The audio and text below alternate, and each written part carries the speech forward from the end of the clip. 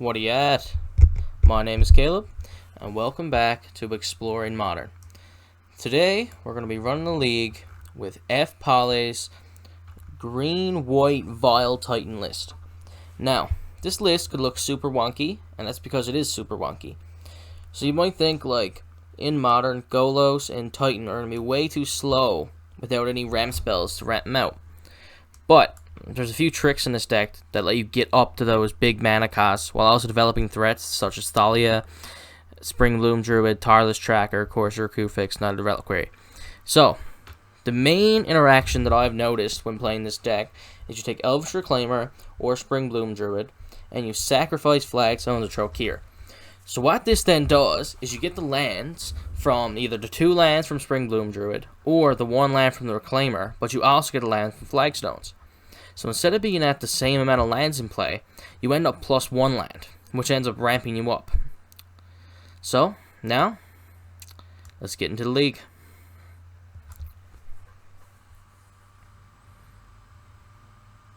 I roll, and we're up against Cameron_1. So looking at this hand, we have a turn 1 Vial, which is very strong in this deck, and we have a ramp creature for turn 2. So I think this hand's going to be hard to mulligan.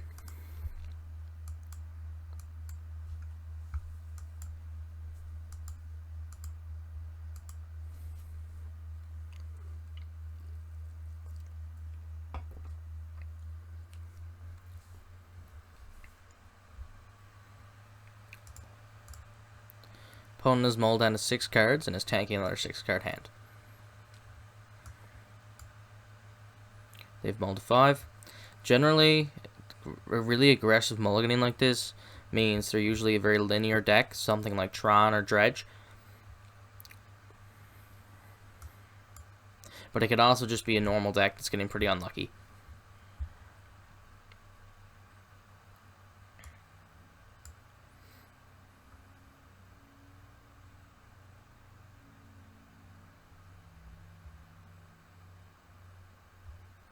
Alright, lead out on the Vial.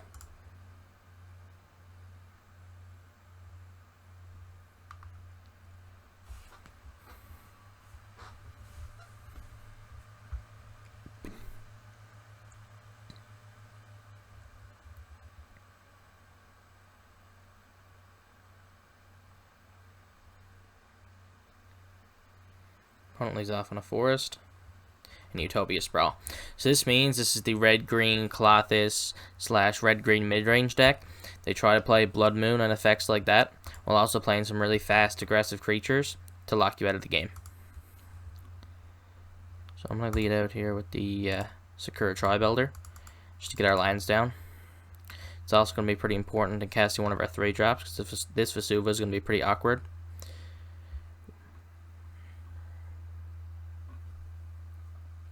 We're lucky our opponent didn't decide to register the free snow-covered forests over the regular forest, because it's going to give us a different land for Field of the Dead.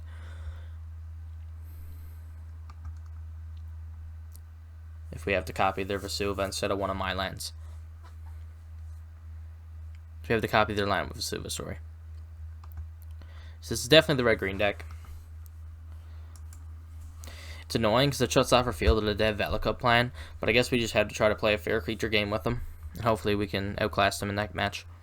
I think our hand's pretty strong in that game. A land destruction spell here would not be great for them, because we could just ramp up with lands. But their usual land destruction is Pillage, which is uncastable off the 2nd force they fetched, and it'll probably just blow up our Vial instead of our land. Because the Vial is going to make more mana than our lands will, generally during a match.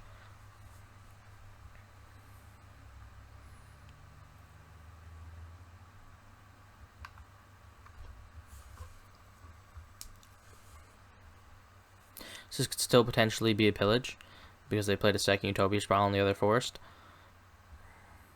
I imagine if it's a Pillage, it'll go for our Aether Vial here. Seasoned Pyromancer, that's fine.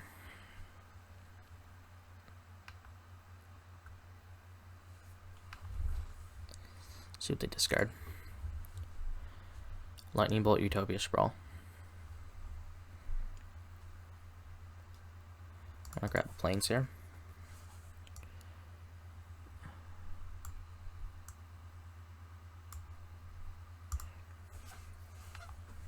to untap and take up the Vial.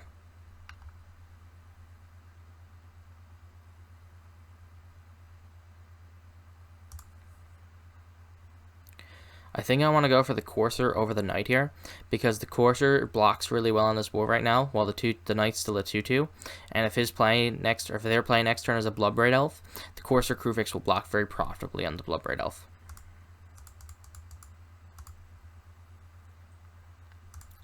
Get our flagstones down.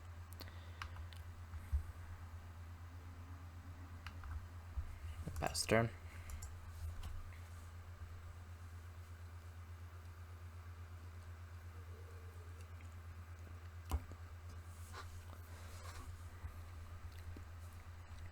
Courser is really well sized on this board currently.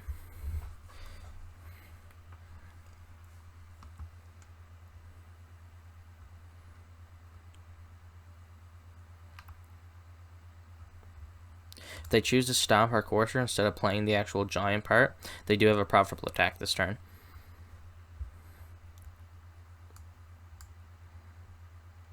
Which would make a lot of sense if they don't have a good play next turn.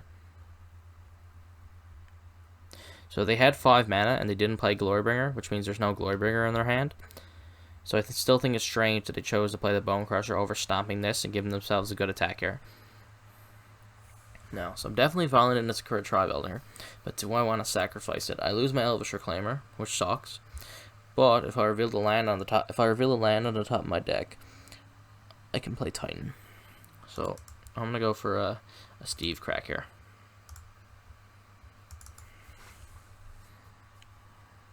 I also get 2 shots at the land, technically.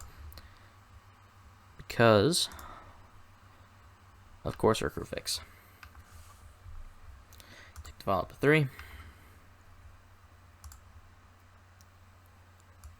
So there's a Thalia.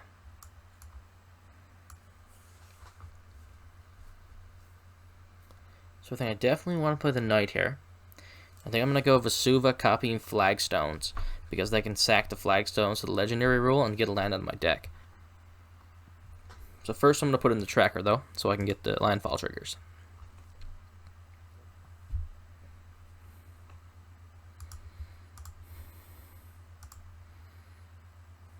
Copy Flagstones. Keep this Flagstones. There we go.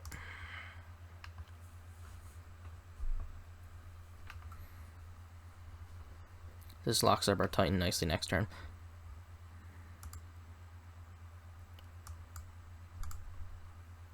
So play tapped.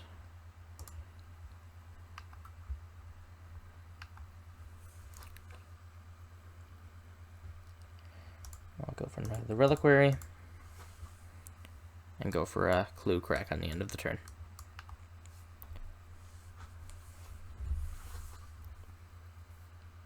I don't really think I have to hold up multiple clue cracks off the tracker here.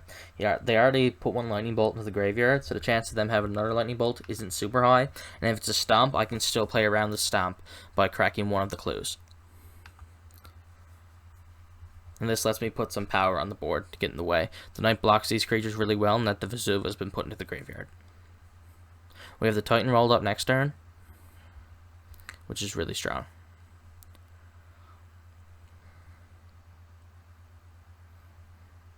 There's 6 lands with different names.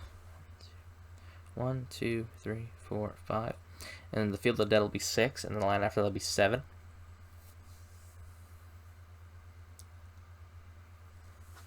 And we can get Field of the Dead active and going here.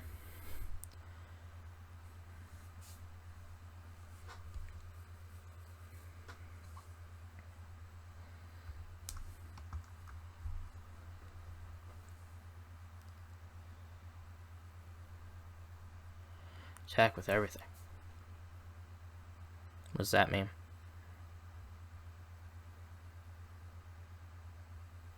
This is interesting. Why would you attack with everything?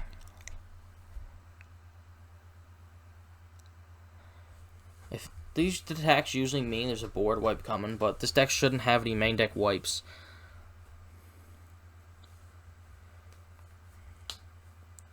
I guess they also might fear that they need to just push damage they're going to lose. And, like, if I block their good creatures, then I'm trading for their creatures anyways, so that's fine with them, which I think is what makes the most sense. So I'm just going to put my cursor on the Bloodbraid Elf, the tracker on the Elemental, and the Knight of the Reliquary on the Seasoned Pyromancer.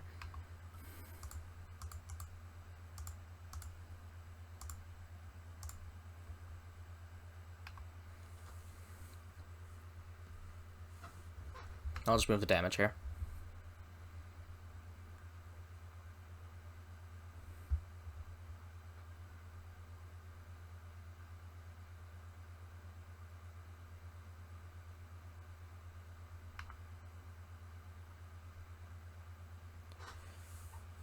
Yeah, that attack doesn't really make any sense to me. I guess they hoped that I just wouldn't block because they felt like that was their only chance of winning. It still seems strange to me to make that attack here. So against red-green, the Purge is pretty good. The Purge deals with Klothys really cleanly and deals with their Glorybringers really well. I also like Path Exile because it just kills all their big creatures. Because usually Path Exile sucks early, but a lot of their big creatures cost a lot of mana. She'll always be trading up. I don't think I really want any of the other cards. Damping Sphere can break up their Utopia Sprawls, but I just don't think that's a meaningful reason to bring in Damping Sphere in the matchup. So Thalia is not great. It's basically just a 2-1 first strike body. It doesn't really accomplish much. Excavator can be pretty good if they blow up our lands, but I can definitely see some spots where it's just not great, because a lot of the pillagers are going to go towards our vials if we have those anyways. I definitely need to be able to play a fair game, and I know they have Blood Moon and Magus for sure, so I think I'm going to trim one of the Golos / Primeval Titan effects, because those cards aren't super great if there's a Blood Moon or a Magus in play. They're just big, expensive, big bodies. Whereas at least Dryad is cheap.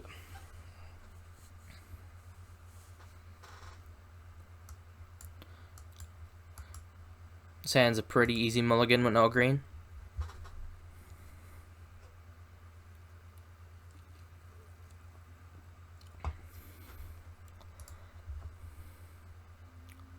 I think this hand's fantastic. I'm going to put back the Gargaroth. It's just so expensive, and we can just draw it in a later game anyways. We have a couple nice plays on 3 here. The tracker can get us deeper into our deck to find more threats. I think this hand's fantastic. Double Basics also really good. Opponent has kept 6. We'll also keep 6. So I'm going to put back the Gargaroth. Important to note, I'm also going to lead out on the Fountain here to try to encourage them to blow up my lands, thinking they might screw us where we have double basic in our hand.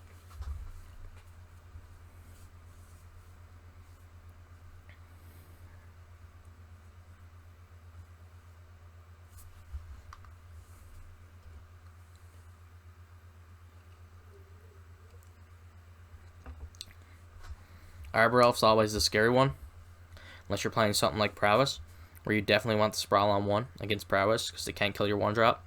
But Elf facilitates the turn 2 4-mana play, which is generally this deck's nut draw, which is super scary for us.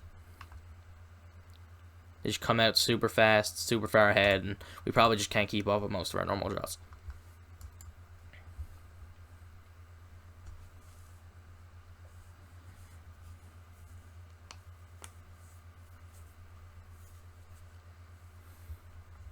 Now 3-drop is interesting. It means they probably have a more reactive hand. They're probably going to try to deal with our threats as we play them. That Sanctuary is actually a pretty good draw. It's really awkward in the Pillage though, which is an issue. But if they had the Pillage definitely comes down that turn. It's also not great versus Blood Moon, which I think they also slammed the Blood Moon there. So I'm just going to play my Sanctuary on this Radiant Fountain. And worst case, we don't actually lose too much if they blow it up. They spend their whole turn blowing up our land, and we just tick up our Vial. And we get to play our 3-drops on turn 4 anyways.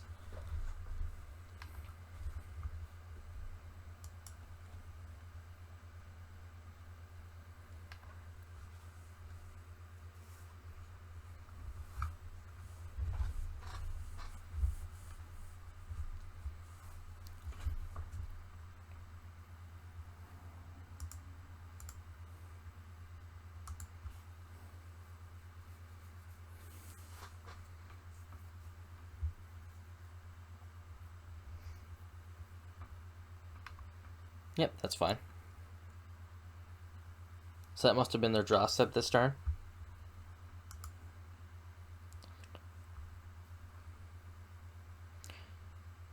Bolt is definitely a sign of a more reactive hand after willing to pitch that. Bolt's one of the better cards in this matchup, I think.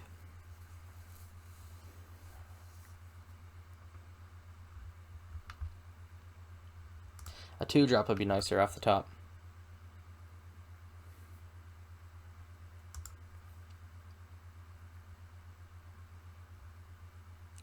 I'm going to play my fetch over my basics because I want to be able to fetch my basics first, just in case there is a Blood Moon on the other side of the table. I don't want to be caught with fetch lands in my hand.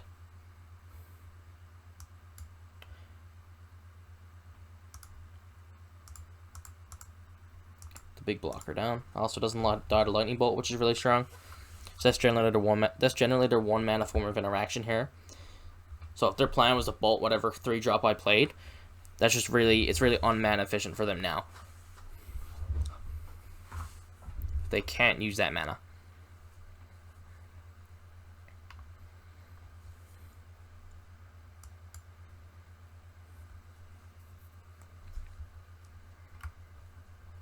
If they do attack here, I am going to put them on Lightning Bolt, so I'm not going to block.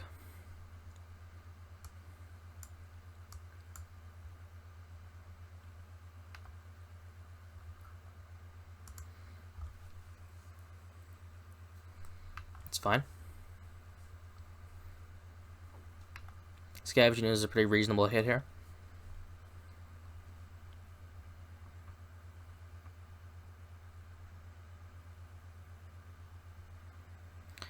So this is very strongly representing a Lightning Bolt. I don't think I want to block, as the Courser's going to regain Summonous Life anyways, and I've already gained life from the Radiant Fountain. So I am at 21. So I don't think I want to give him a good bolt target this turn.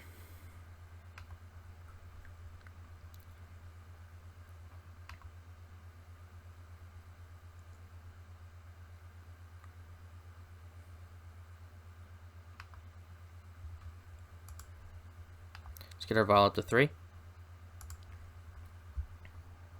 Flagstone's on top. I'll definitely play that off the top. We have our Primeval Titan. It's important to note that usually you want to play the tracker here first to get the extra land drop, but I don't want that bolt to be mana efficient for them at all. So I'm not putting in the tracker here right now.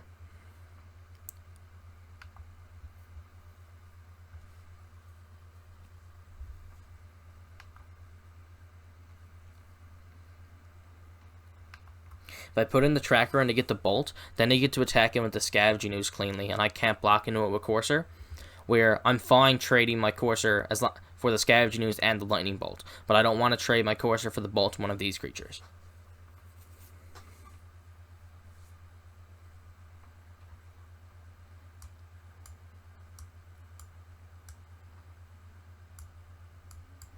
I'm very happy to trade my Courser for the Scavenging Ooze here. Scavenging Ooze plus Lightning Bolt.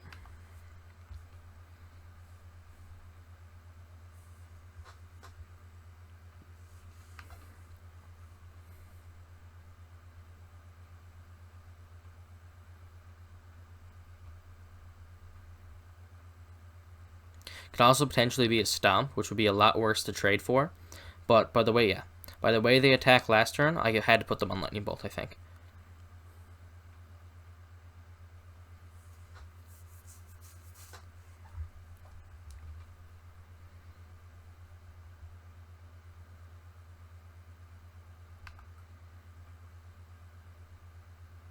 Alright, I am going to Vial on my tracker here. I'm going to leave the Vial at 3.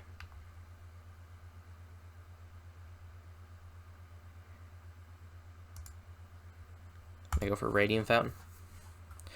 This Radiant Fountain buffers my life total a good bit, and I want to be able to play my Titan. There's also a note where I could play Blast Zone here, but it's kind of awkward where it blows up my Vial. So I'm going to crack the Clue. Because if we draw a 3-drop or a 2-drop, we can cast it. I have the Reliquary. So I definitely don't want him to show him that I have that. So I'm going to Vial it in during combat. So I am planning to block with Tracker on one of the creatures, so I'm not going to attack.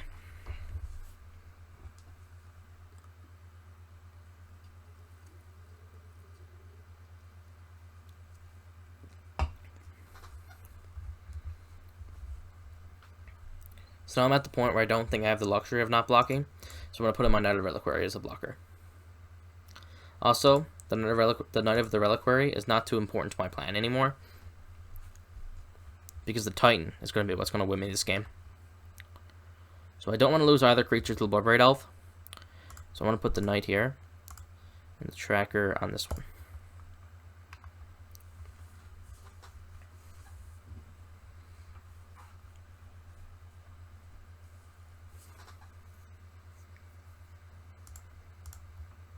I always like to check chat when I'm playing this deck, because you usually get some crazy reactions when you do some cool stuff with this deck.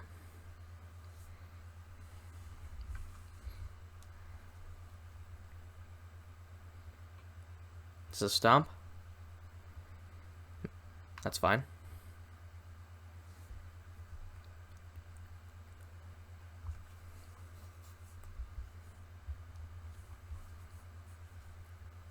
I imagine next turn will be Primeval Titan getting Field of the Dead plus Bojuka Bog to shut off the Seasoned Pyromancer from the graveyard. He has no cards left in their hand, so it's going to be a pretty easy board to keep under wraps there, assuming I don't just die to a top deck, which I don't think I can die to any of them. If he peels a Glorybringer, he gets to kill my tracker, but then I still have a Titan and 2 zombies. They get to go here, and I take 5 and go to 3, so that's fine. Alright, take this up.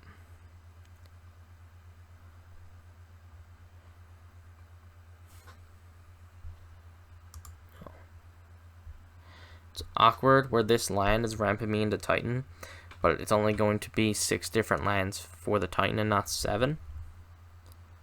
So it doesn't get to trigger the Field of the Dead. Drop the Snow Covered Forest to get a trigger. I go for Titan. This is a big blocker.